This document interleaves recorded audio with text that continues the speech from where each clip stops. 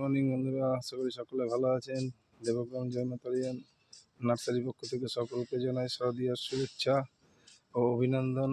এই দেখুন, যেরকম আপনাদের প্রতিদিন ভিডিও আপডেট দিই, এই দেখুন একটা জবা, দেখুন কতগুলো ফুল ফুটেছে, প্রচুর ফুল হয়।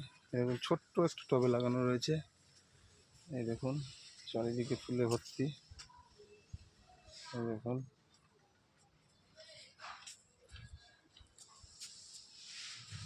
ফুলগুলো বেশ বড় সাইজ।